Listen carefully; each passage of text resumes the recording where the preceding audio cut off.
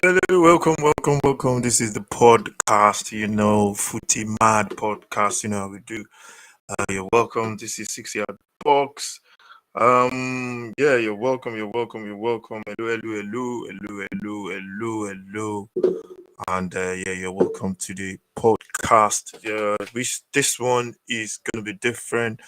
There's no football going on right now, so we're just gonna be looking at most of the Premier League fixture. Be looking at the 2022, 2023 season, some of the first couple of games, talking about transfers as well, transfer roundup, and then we're going to be looking at the international as well during this podcast. So yeah, if you're new to the channel, please subscribe to the channel. This is the 6 Yard Box. This is the Footy Man podcast. This is the episode. You're welcome. Thank you very much for joining. I'll go a drink.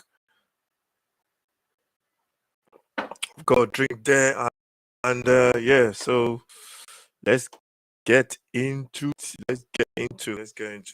Thank you very much. If you're new, I'm gonna thank you once more. Thank you if you're a subscriber. Thank you very much. We need more as well. I want to get to 100 by the end of the summer. So if you're a subscriber, if you're thinking of subscribing, please click that subscribe button and let's make it happen. Thank you very much. And if you want to drop your comments as well, please do that. We welcome all kind of comments, and we promise we are not going to bite your head off if you say something bad or something negative. So please drop your comments and let us know what you think. So let's get into it. Try fixtures first. There's a lot of stuff from this podcast is going to be daily, no, not daily, hopefully weekly before the season starts as well.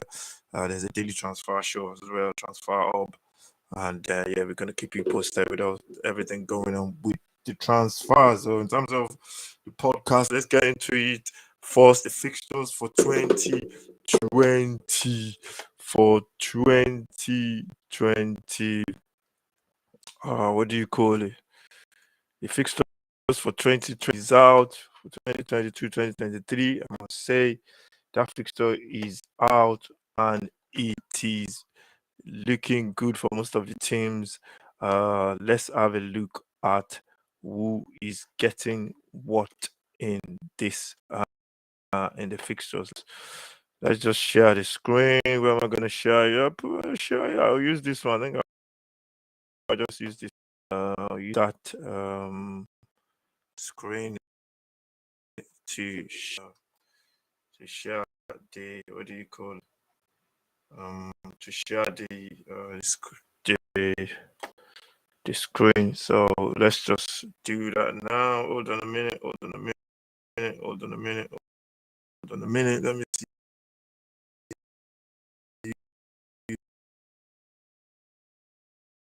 What am I doing? What am I doing over there? And so let's see the fixtures. I was going to show the screen, but for some reason, I don't know. It's been a while, but still, it's a podcast. So let's see what the fixtures hold for the first couple of games for the teams. Let's see. First game of the season is Arsenal again playing on a Friday against Crystal Palace. They're going to be away to Crystal Palace. That is not a friendly start at all.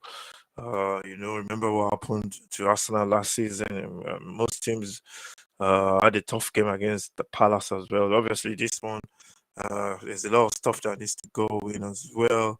So we might be looking at we'll be looking at teams signing players and looking at loads more stuff going on in terms of who they're bringing in. So that transfer could be signing players could make a big difference to most of the teams. So yeah. So in terms of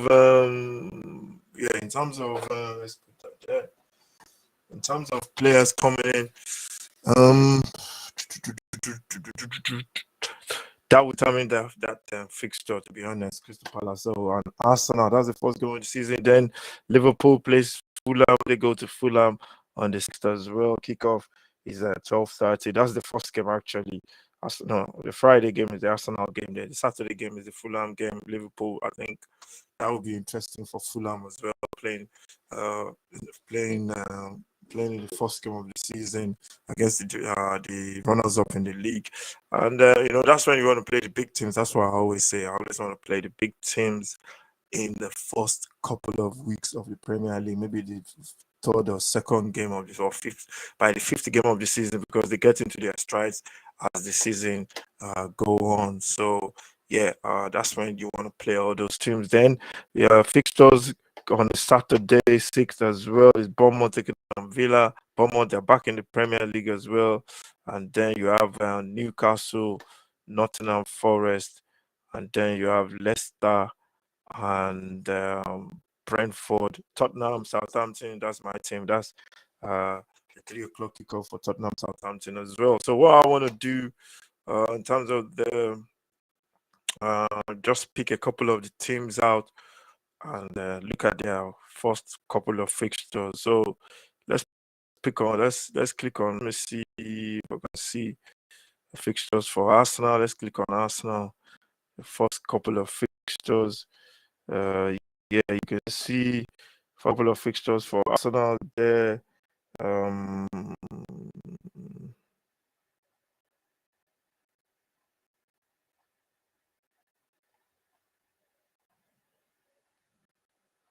yeah, you can see the first couple of games there. Arsenal, they play Palace, then they go to Leicester, Bournemouth, and they play Fulham. That's not a bad start for Arsenal, their first 4 games. And they got Villa as well at the end of August, so that's not bad for a good start for Arsenal. I think they should pick up a couple of wins in that one. There's no big teams there to give them any problem from that fixture. Let's look at another team in that in let's look at let's see what other teams can we look at. Let's look at Chelsea's first 5 games. Chelsea's first 5 games. They Chelsea first 5 games. They go to Everton first day of the season. Remember, Everton beat them towards the end of the last season, and they play Tottenham on the 15th. That's away. No, that's at home to Tottenham. Actually, they're playing at home to Tottenham, and that's a good test for Tottenham as well. Early on in the season, playing one of the big teams, and that should be a cracking game. And then Leeds, they go to Leeds, and then they go to Leicester City for Chelsea, and then Southampton. That's a good fixture for Chelsea as well. I think coming into the season, by that time, there's going to be a lot of changes, teams signing players, so there's going to be a lot of what do you call it? A lot of movement in terms of players in and out. So that is for Chelsea. Let's look at Liverpool. I'm just gonna pick some teams to look at their what do you call it? Their opening games. Let's look at Liverpool.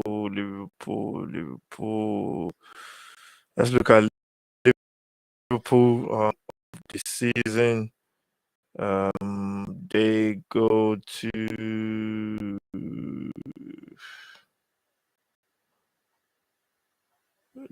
go to Fulham on the first day.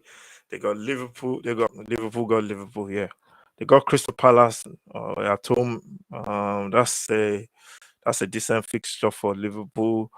They've got Manchester United very early on in the season on the 20th of August. They play them in a what do you call it, in a preseason game as well. Liverpool and Manchester United. So they must have played each other 2 times.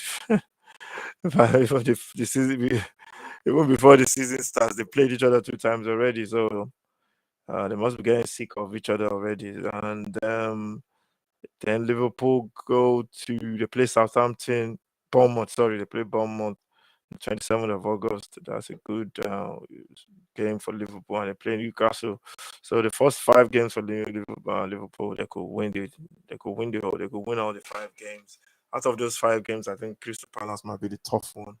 That might give them a lot of problem, a little bit of a problem. But I think Liverpool, with the signings they've made as well, they're looking like a cracker, as they say. They're looking like a cracker.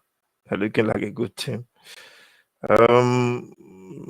Yeah. So let's have a look at some of the other games as well. That's in there.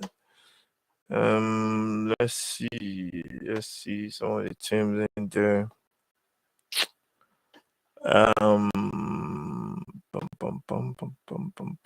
We've looked at Liverpool. Let's look at Man City. Let's look at Man City and see who their first couple of fixtures are. For Man City, they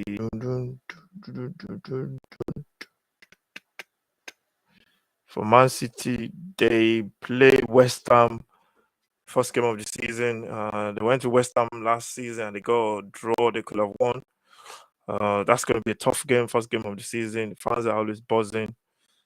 Fresh. Everybody's, everything is fresh. The fans, new signings and everything. So it's going to be tough for Man City on the first day. Then they play Bournemouth, which should be 3 points. They play Newcastle away. Depending on who Newcastle sign, Newcastle will be bringing in some players. But I think City will still, they still fancy City to beat Newcastle. And then you have Man City taking on Crystal Palace as well, and then they play Forest for City. So I think City might win all the games, man, to be honest. So I can't see any problems for City there. Please, if you're new, please smash the likes, comment, all the good stuff, and subscribe so you can see my ugly face again. So this is the 6 yard box. This is the Footy Mad podcast, the second episode, and this is going to be every week now, just talking about football in general. We'll be talking about some stuff about debates as well. There's some stuff that we're looking at that we'll be talking about as well. So stay tuned. Stay stoned. No, don't stay stoned. This is a family program, as they say. Please, stay tuned. That's what I was gonna say. Not stoned. So yeah. What else? Let's see. What other fixtures can we see there? We've looked at Liverpool, City. Let's look at United. It's a big season for United. For me, they need to get their signings right. For me, they need to. It's a building process. I've seen so many Manchester channels.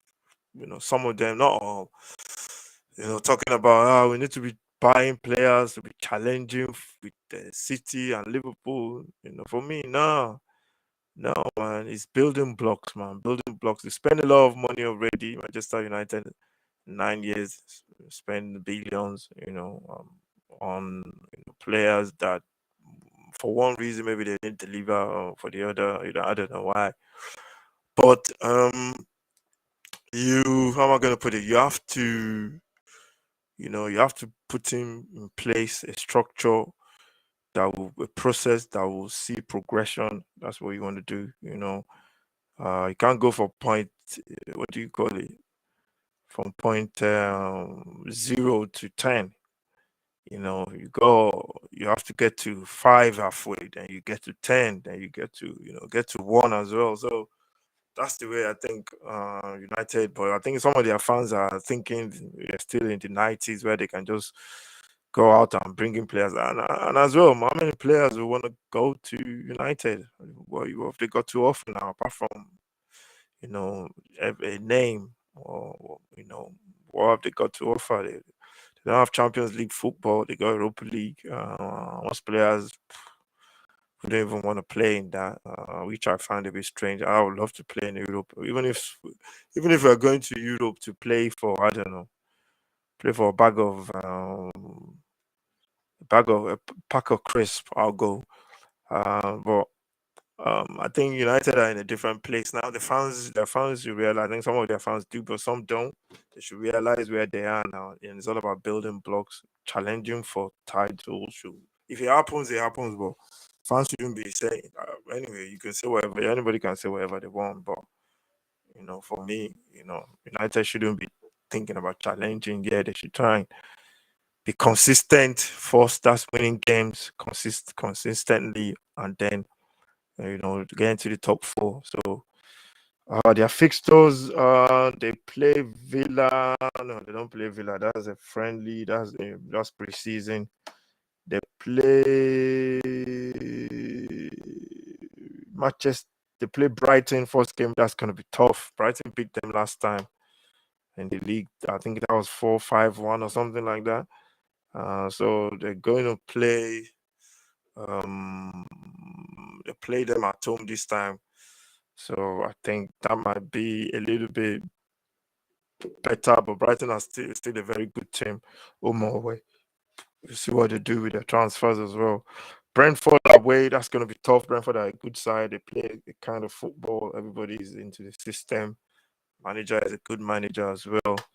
That's not going to be easy. And then they play Liverpool. So in those 3 games, they could end up losing the 3 games, or maybe just getting 1 win or getting a draw in those 3 games. That's a tough start for Manchester United. Then they play Southampton, which are a side that you don't know what you're going to get with Southampton sometimes. The side that what do you call it? That you don't know what you're going to get with them. So I think I think that might be the one for United to try and get a win there. They go to Leicester. Leicester have been very difficult for them in recent years as well. And then they go Arsenal. They got a couple of tough fixtures apart from the Southampton game. I think apart from that game, I think the other games are very tough for Manchester United. Now let me go and check my team.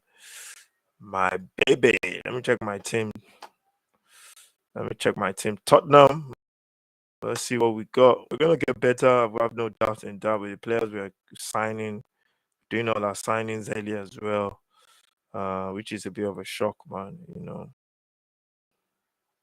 It's like what do you call it? Your best friend has never paid for a drink before, asking you to go to the pub, telling you to go. It's telling you to ask you to. It's telling you to let's go to the pub, and he wants to take you to the pub and pay as well. Or may have never paid for a meal before.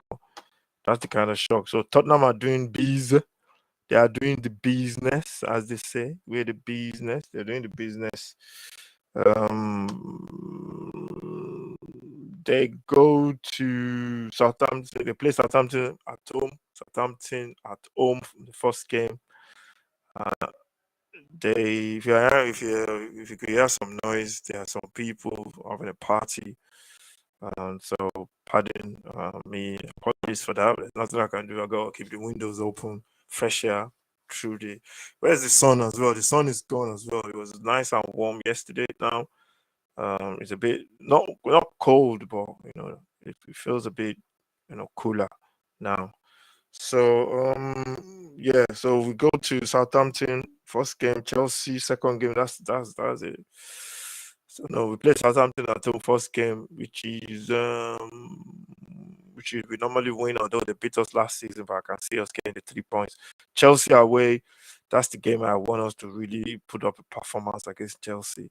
And they were Tottenham's bogey team last season. They beat us 2-3 times, I think, twice in the league and in the cup. So that's one team I want us to really, really show them, the Tottenham face.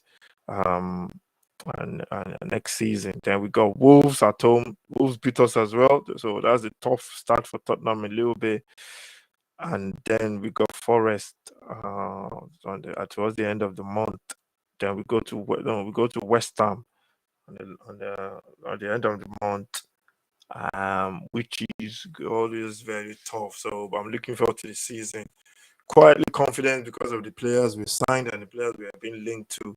But I know the squad is going to be better than what we had last season, and the manager he's going to want more from these players.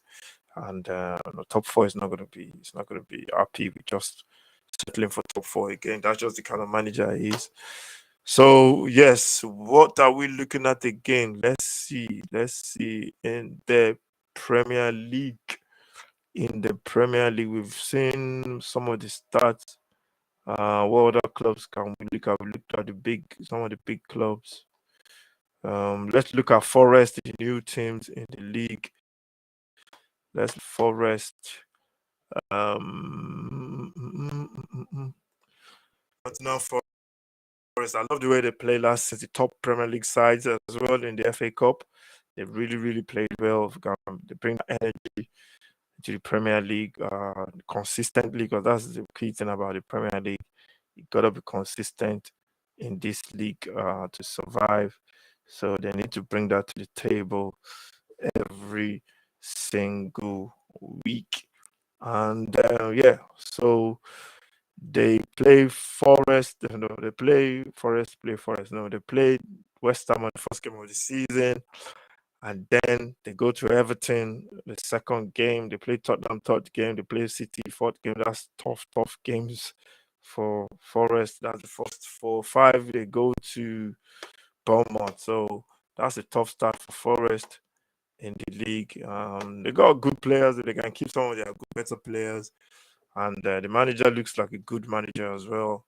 He loves youth, and we can tell he has they have a way of playing, and they just got to get off to a good start, and they have to keep the momentum, especially towards the Ember months, because I think that's when teams, you start, getting into the what do you call it, nitty-gritty of the games, and it gets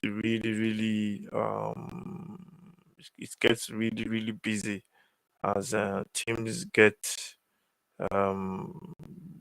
into playing 3-4 games a week. So it's all about the squad as well for all those teams coming from the championship. So let's look at what other teams came up. We've seen Forest, Forest. Let's look at Bournemouth as well. Let's look at Bournemouth. They're first. They're top of the table now. Bournemouth, obviously with no games played. So let's look at Bournemouth. They go to Villa first game of the season, then City, then Arsenal, then Liverpool. The start is a bit tougher. It's tough as well, but I don't think it's as tough as Forest. But it's a tough start for them as well. That's a tough start for them as well. So the Premier League is a tough league. You just go play the and make sure you try and get your team playing with confidence, and from then on, then we can kick on. Let's find the last one. I think the last one is Fulham.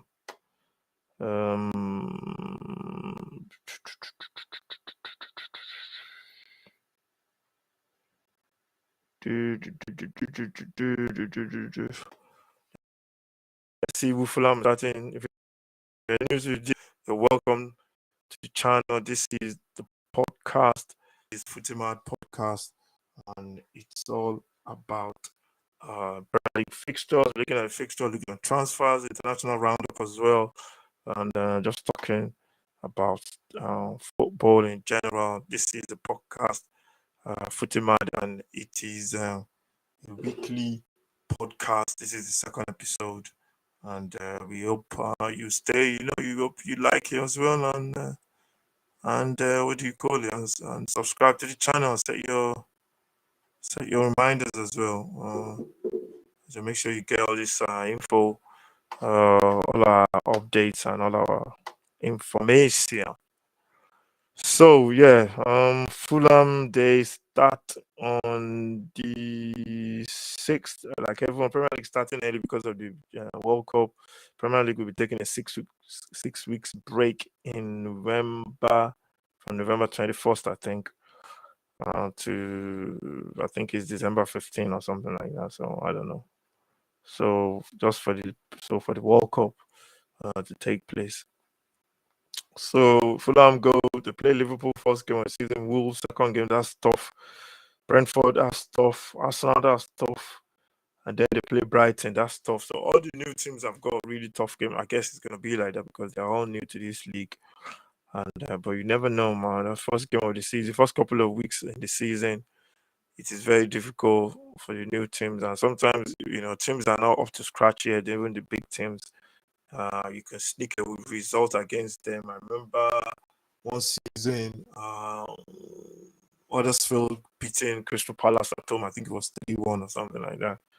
So, you get all those freaky results at the start of the season. And, just a case of, like I say, it's a marathon, not a sprint, the Premier League. So, that's the way the league is.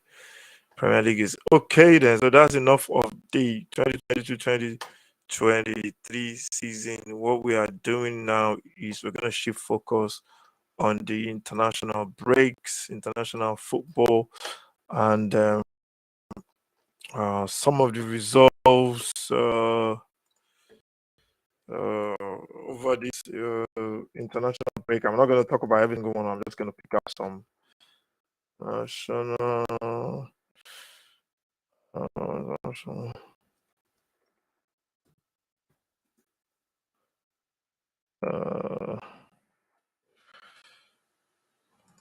Just gonna pick out some games in some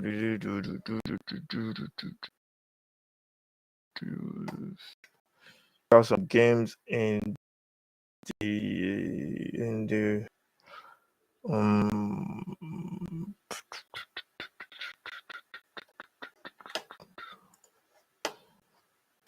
pick up some games. We're just gonna pick up some game internationals and just round off some of it. Let's see what's happening there. The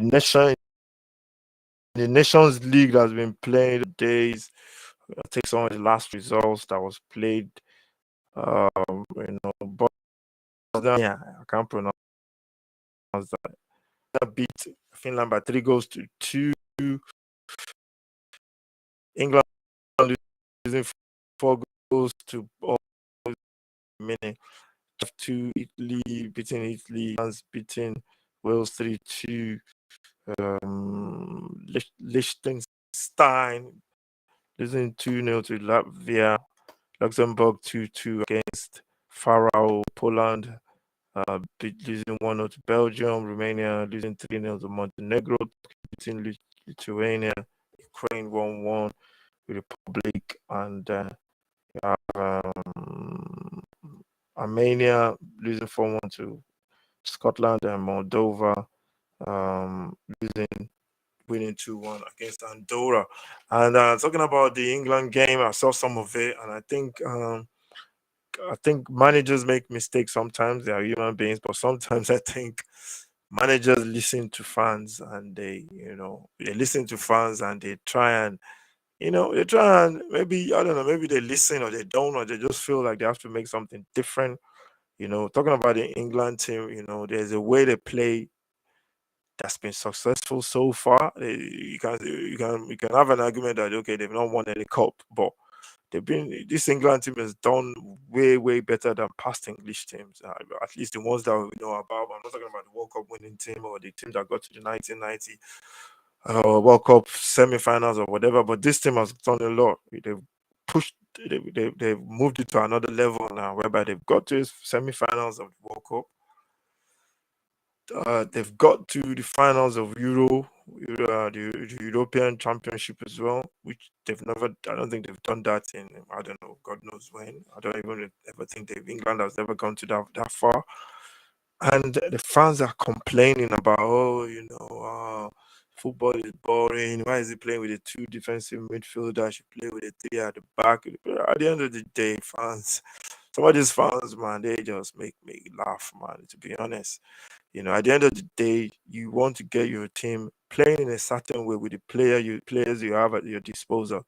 England are never going to play free-flowing attacking football like I don't know, Brazil or Man City. I think the fans watch a lot of club football and they compare that with international football. Even club football, you have a system in place.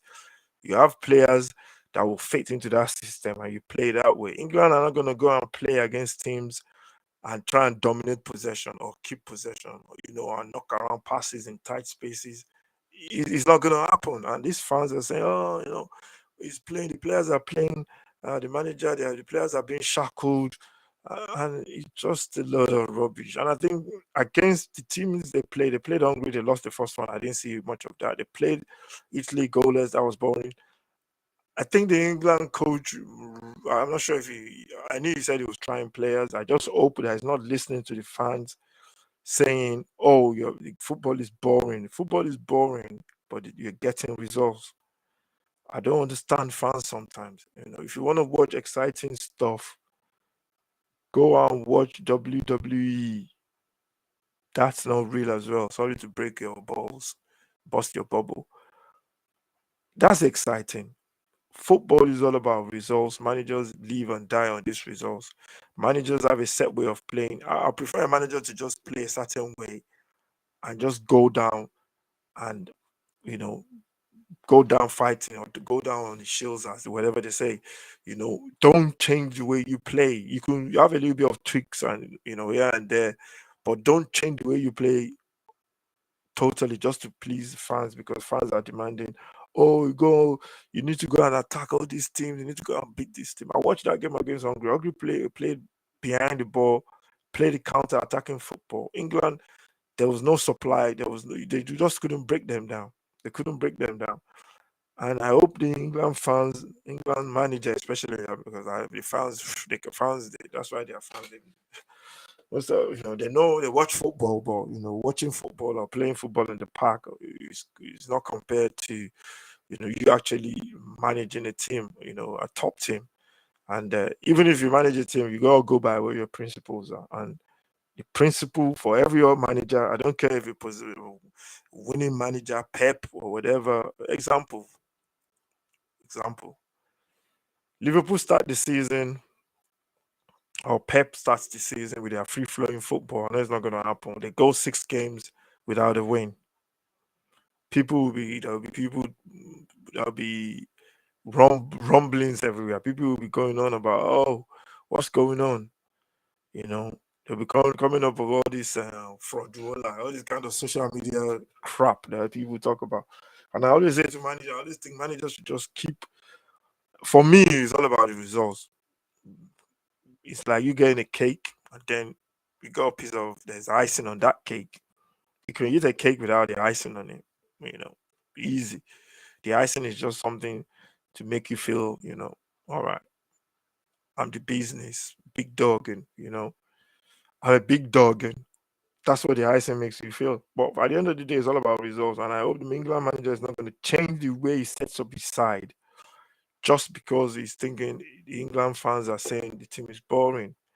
Same thing happened with Nigeria as well. I'm going to segue there. Same thing with Nigeria.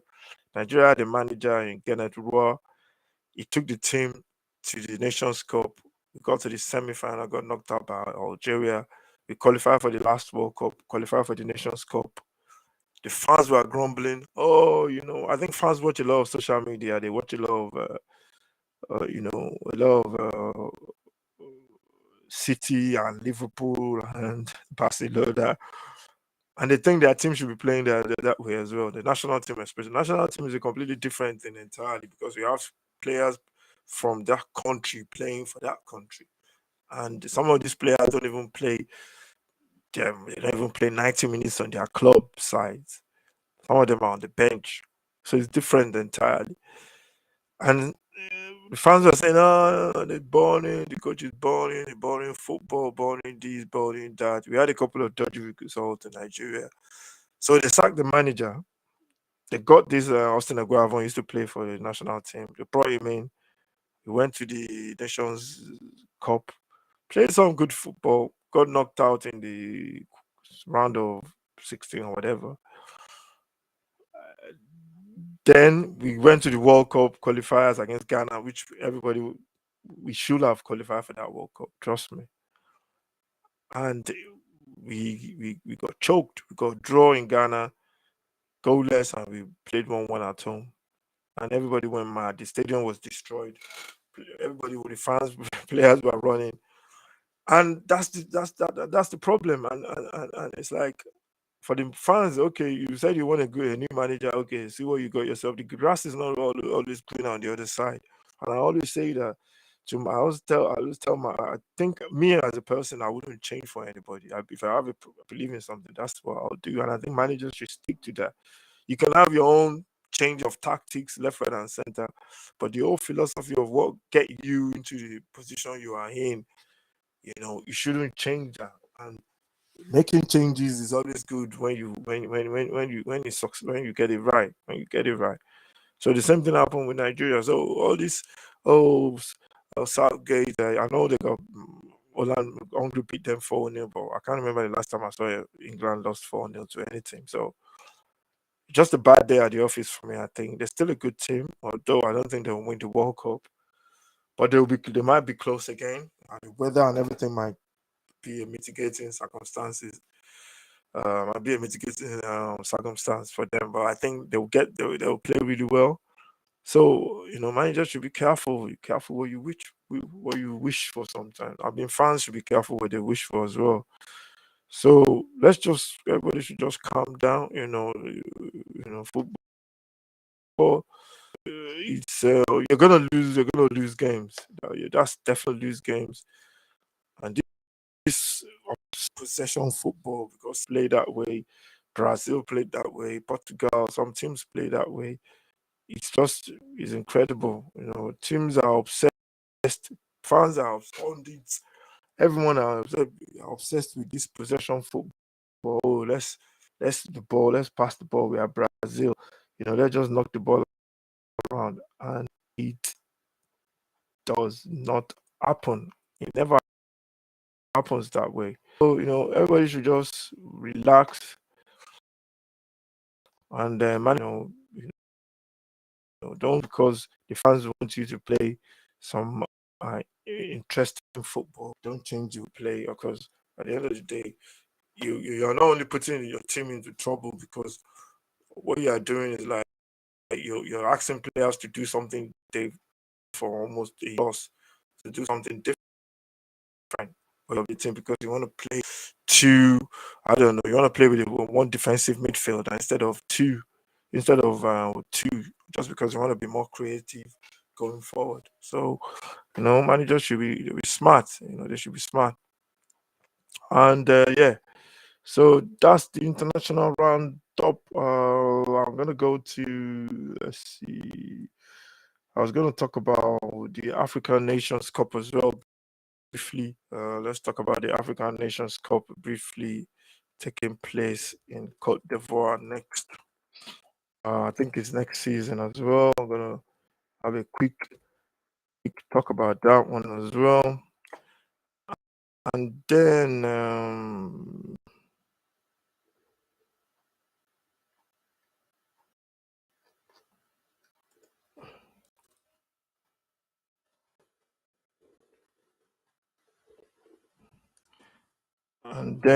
we're gonna.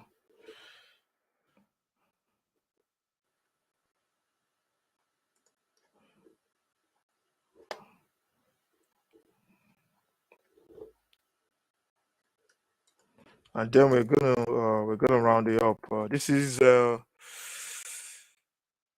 podcast, Footy Mad, and this is the second episode. And yeah, this is gonna be something that we do weekly, and so make sure you set your notifications. Make sure you subscribe to the channel as well. 6 Yard Box, and we bring you all the good stuff about football. And now, let's quickly run down some of the results in the African Nations Cup.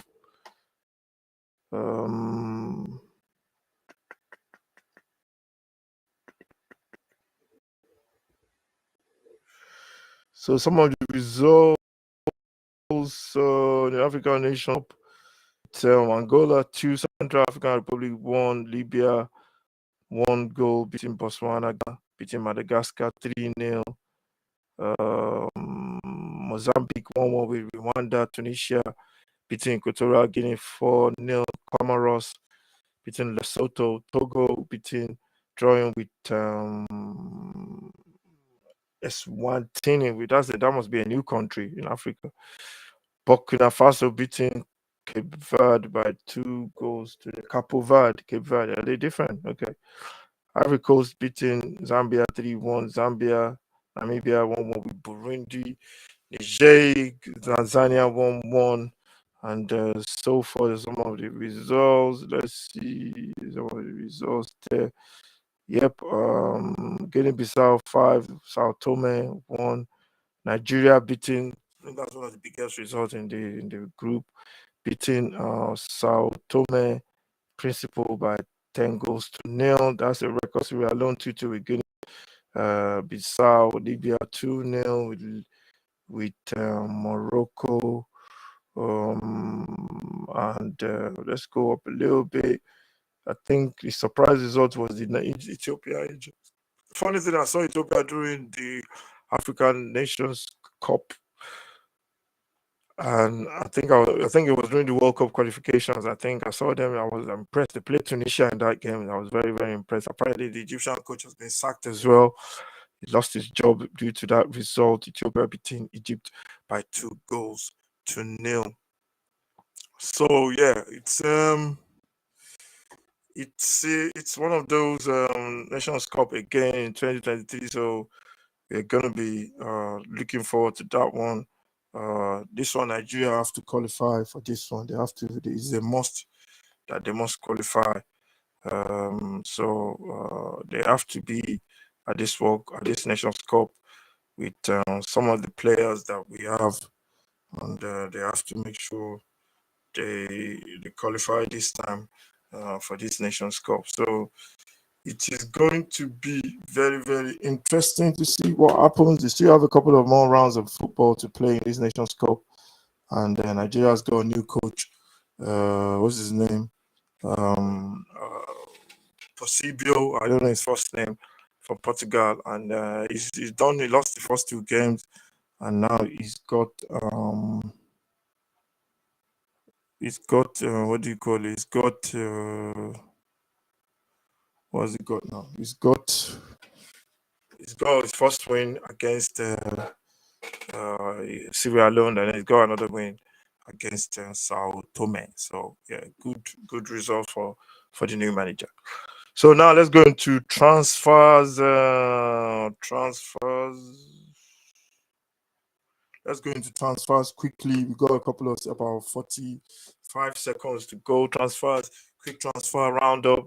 Sadio Mane going to Bayern. It's been done. I think it's for 35 million.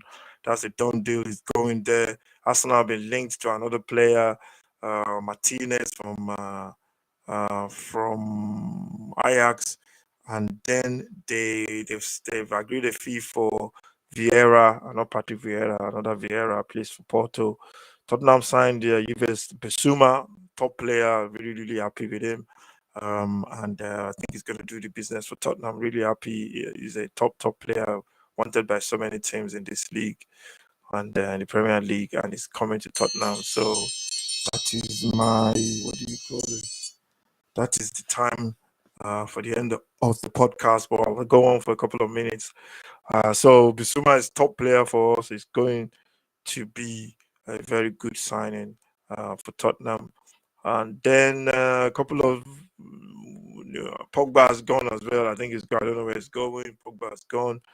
There's a couple of signings as well. Tottenham looking to bring in Jed Spencer. Apparently that deal is going on. They're talking to him as an advanced stage as well. Arsenal looking at Tillemans and a couple of other players. So good stuff happening with all these clubs trying to get deals done. I think Manchester United are struggling to get De Jong in as well. I think he's been thinking about the move, and we can't blame players that want to go somewhere. If you don't have Champions League football, and if I'm not sure if I'm going to be playing, what have you got to offer me? So at the end of the day, the players' career, the players are the most important thing in this situation. If a player is moving to another club, he has to know his career is safe. It's a short career in football. You have to be secured. Clubs will survive anyway. Players come and go. They will buy you, sell you when you are old, and buy another person younger. So clubs will survive. The players' priority is key. That's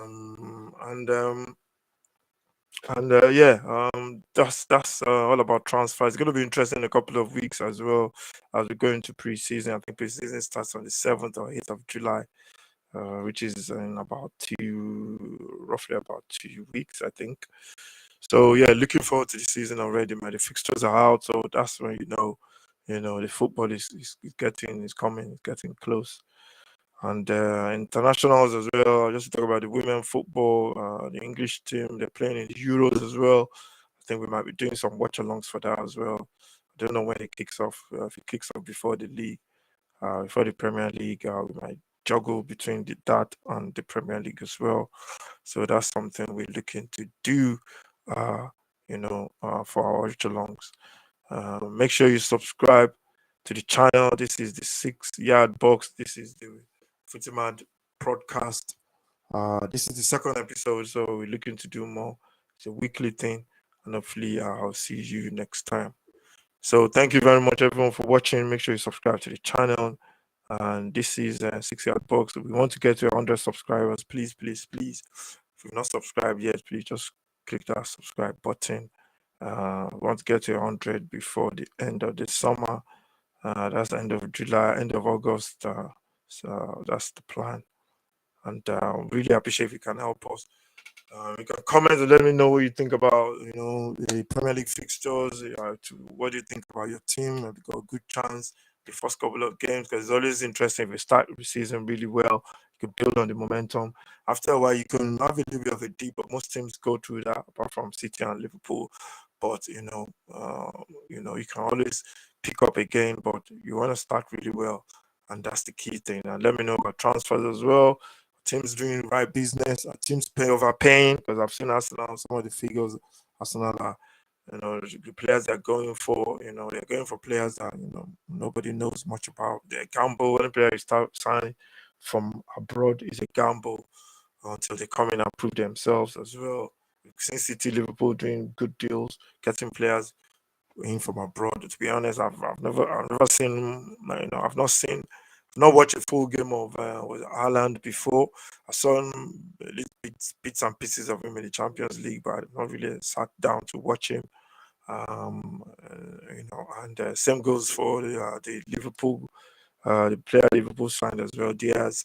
I've no Nunes, sorry, Darwin Nunes. I don't even think I saw him. I only saw 5 minutes of him in the game against Liverpool in the Champions League when he scored. So all these players, they are like they're in a box of uncertainty until they actually start banging in the goal. The Premier League is a crazy, it's unforgiving. Don't take no prisoners. So until you come in and prove yourself, for me, we are just, you're just a signing, man. So let's see what happens. Thank you very much, everyone, for watching. This is the Footy podcast. Thank you for watching yourself.